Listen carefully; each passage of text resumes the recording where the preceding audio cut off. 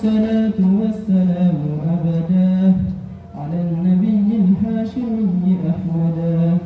فهذه منظومة مفيدة لمن شاء الأطفال بالعقيدة كي يحفظوا العلوم حال صغره، فإنه كالنقش فوق الحجر.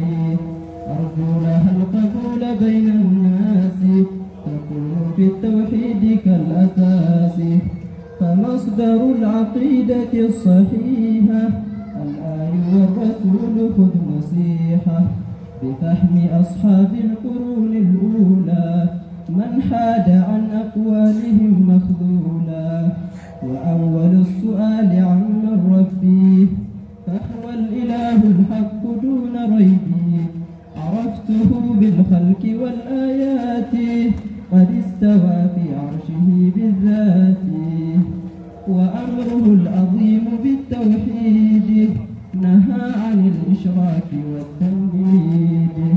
والشرك نوعان هما الأكبر ودونه فيما علمنا الأصغر.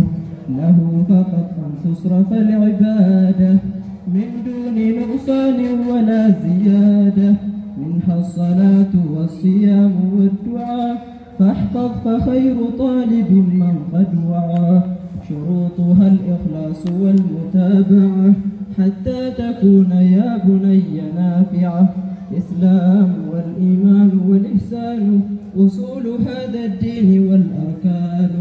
كل له بشرعنا تفصيله بذا أتى معلما جبريل. يجيبه النبي وهو يسأل عن هذه الأركان فيما نقلوه. وواجب إيماننا بالرسل لأنهم أهل لذاك الفضل.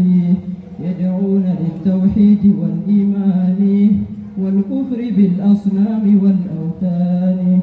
أعدادهم كثيرة لكننا نؤمن بالتفصيل في من عندنا.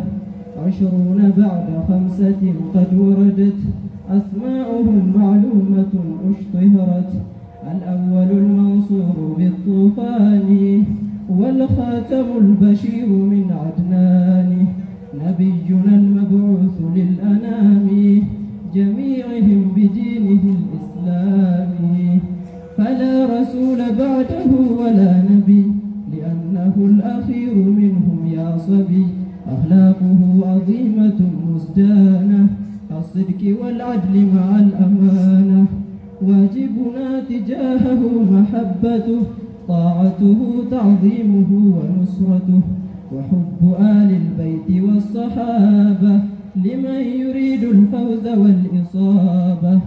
لا نرتضي عن نهجهم بديلا فإنهم قد شاهدوا التنزيلا.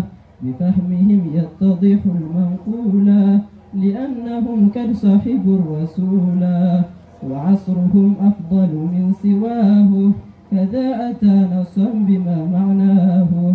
كذاك كل مؤمن نوالي ونبغض الكفار ونعادي. فجنة الرحمن للأبرار والنار للكفار والفجار. فنسأل الله لنا الإخلاص والفوز بالجنة والخلاص. فنسأل الله لنا الإخلاص والفوز بالجنة والخلاص. فهذه منظومتي قد تمت بحمده سبحانه قد ختمت.